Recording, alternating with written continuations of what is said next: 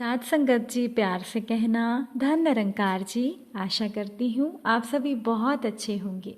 आप सभी का बहुत बहुत स्वागत है। एक नई साखी के साथ फिर से हाजिर हूँ मैं। चलिए आज की साखी सुनते हैं। साथ संगत जी, ममता जी जब भी नाले के पास से गुजरती थी वो अजीब सा मुंह बनाती थी और अपने मुंह को साड़ी के पल्लू से पूरी तरह से ढक लेती थी। चलो, दुर्गंध के कारण तो कोई भी मुंह को ढक लेगा, लेकिन ममता जी के मुंह ढकने का कारण दुर्गंध या विषैली गैस नहीं, बल्कि बिल्कुल नाले से सटकर जीवन जी रहा अमृत का परिवार था। ममता जी अमृत से बहुत नफरत करती थी। साथ संगत जी, अमृत या उनके परिवार के किसी सदस्य को देखते ही ममता जी साड़ी के पल्लू से अपना मुंह ढक लेती थी और वो सोचती थी कि कहीं उनसे अमृत के परिवार का साया भी छू ना जाए। ना चाहते हुए भी अमृत के घर के पास से गुजरना ममता जी की मजबूरी थी। आनन फानन में लिए गए किराए के मकान से मुख्य सड़क तक जाने के लिए नाले को हर हालत में पार करना ही पड़ता था। गलती से अमृत के परिवार का कोई छोटा बच्चा भी अगर ममता जी की बगल से निकल जाता था तो ममता जी बहुत नफरत करती थी। साथ संगत जी, ममता जी हमेशा ही अमृत या उनके परिवार के किसी सदस्य को देखकर कहती थी कि ना जाने हमने कौन से खराब कर्म किए थे जो हमें यहाँ बसना पड़ा, और रोज इन अछूतों को देखकर हमारी आत्मा तक अशुद्ध हो जाती है। उनकी इन हरकतों से ममता जी की बेटी योगिता बहुत चिढ़ जाती थी और वो अपनी माँ से कहती थी कि माँ, ऐसा क्यों करती हो? आखिर वो बेचारे कहाँ जाएंगे? ये भी इंसान ही हैं। ये लोग आपको कोई नुकसान नहीं पहुँचा रहे और ना ही ये आपसे कुछ ले रहे हैं, फिर आप इनसे इतना चिढ़ती क्यों हो? छत के नाम पर एक बरसाती डालकर ये बेचारे रहते हैं। साथ संगत जी, ममता जी की बेटी योगिता को अमृत के परिवार से बहुत सहानुभूति थी। जब भी योगिता का निकलना अमृत के घर के सामने से होता था तो वो अपनी माँ से छुपकर कुछ न कुछ खाने पीने का सामान अमृत के छोटे छोटे बच्चों को दे जाया करती थी। एक दिन योगिता कॉलेज जा रही थी तो उसने देखा कि नाले की सफाई हो रही थी और अमृत काले कीचड़ भरे नाले में अपने अन्य साथियों के साथ पतली सी लंबी सींग लिए हुए नाले के अंदर था। नाले का कीचड़ जिसमें पूरी कॉलोनी का शिविर आकर खुलता था, उस कीचड़ में अमृत का केवल सर दिख रहा था, बाकी वो पूरी तरह से कीचड़ में सना हुआ था। और अमृत के साथ ही उसकी पत्नी लोहे की पतली एक लचकदार छड़ के साथ वजनदार चुंबक लगाकर बाहर से नाले के भीतर डालकर लोहे की वस्तुएं जैसे कील वगैरह इकट्ठे कर रही थी, और इस काम में अमृत के दोनों बच्चे भी उनका साथ दे रहे थे। ममता जी की बेटी योगिता बड़ी करुणा से उनको देख रही थी। योगिता ने सोचा कि खुद के फैलाए हुए कीचड़ को, जिसे हम पलट कर भी देखना पसंद नहीं करते, उसमें अमृत अपने पूरे परिवार के साथ जी जान से जुटा है। आखिर क्यों? सफाई के लिए? क्या ये इनकी नौकरी है? क्या भगवान ने इन्हें इसी काम के लिए बनाया है, या फिर ये रोटी के लिए ये काम करते हैं?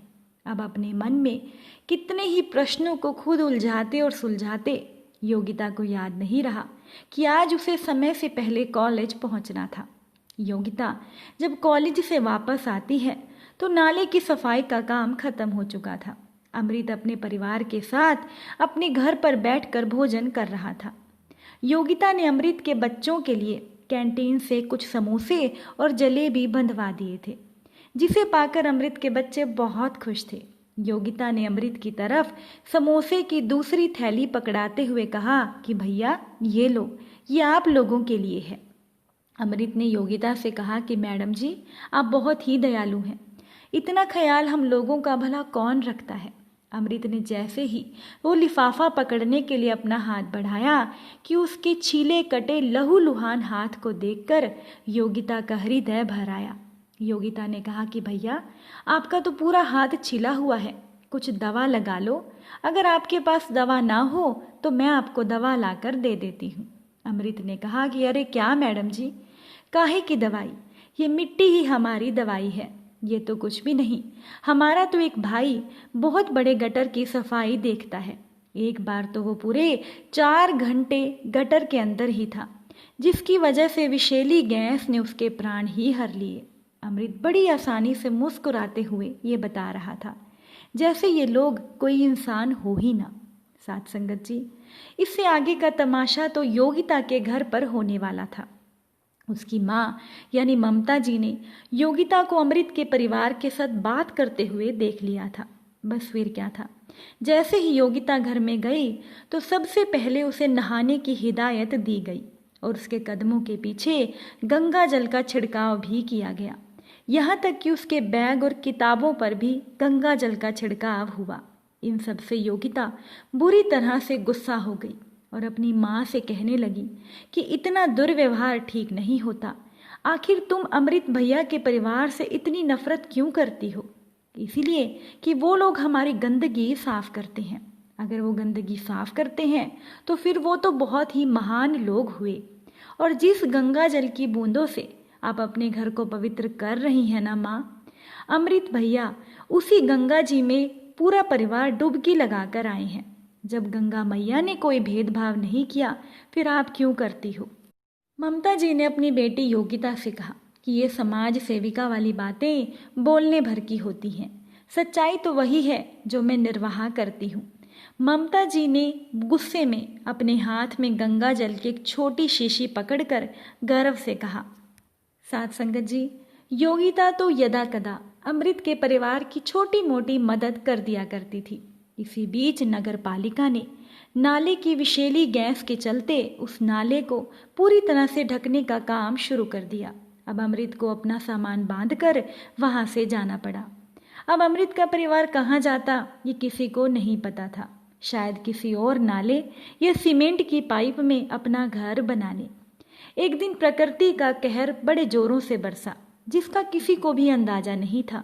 जो जहां पर था वहीं पर अटक कर रह गया। बहुत बारिश हुई, योगिता कॉलेज में और उसके पापा अपने दफ्तर में।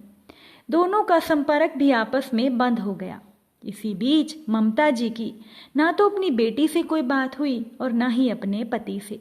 रात 10 बजने को थे। वो दोनों की चिंता में छतरी लेकर अकेली ही घर से निकल पड़ी योगिता और उसके पिता को ढूंढने के लिए। आज संगत जी, बारिश की वजह से सड़कों पर घुटने तक पानी भरा हुआ था और बारिश अभी भी जारी थी। क्या कीचड़, क्या अच्छा क्या बुरा। आज तो सड़क और नाला सब एक ही हो गए थे। ममता जी चिंतावश अपने घर से काफी दूर निकल आई थी। जब उन्हें इस बात का एहसास हुआ, वो घर की तरफ मुड़ी ही थी कि उनका पैर खुले गटर में फिसल गया और गटर का ढक्कन पानी के बहाव के साथ ही बह गया। पानी के भराव से सड़कें हैं भी या नहीं, इसका भी पता नहीं चल रहा था। अब ममता जी मदद की गुहार का प्रयास करती, लेकिन पानी ज्यादा होने की वजह से उनकी आवाज दब गई। इधर ममता जी की बेटी योगिता और उसके पिता जैसे तैसे सुबह अपने घर पहुंचे। अब घर पर ममता जी को ना पाकर वो परेशान हो गए। आसपास के लोगों से पूछताछ करके उन्होंने अस्पताल, हर जगह ममता जी को ढूंढा, लेकिन उनका कहीं पता नहीं लगा। सुबह से दोपहर हो गई। बारिश तो रुक चुकी थी, लेकिन सड़कों पर बहुत पानी भरा हुआ था।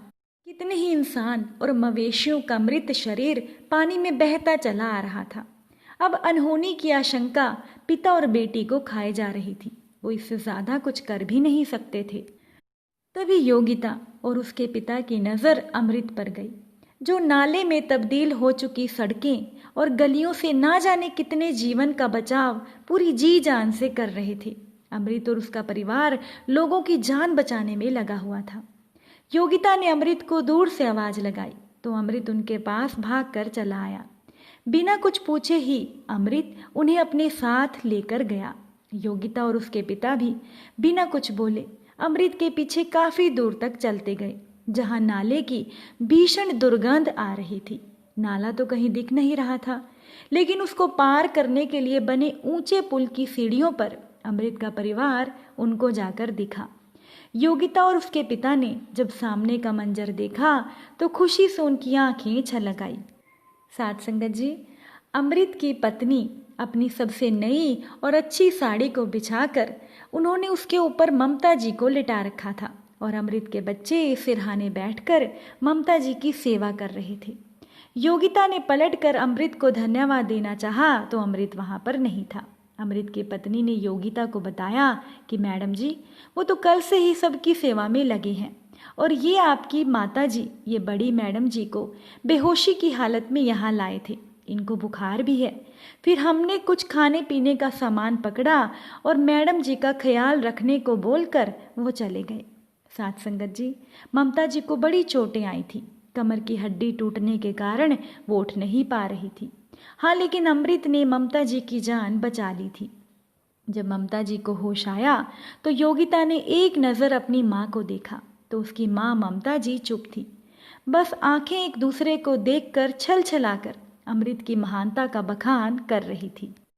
साथ संगत जी, ईश्वर ने तो सभी को एक जैसा बनाया है। ये तो हम इंसान ही छूत और अछूत का भेदभाव पैदा करते हैं।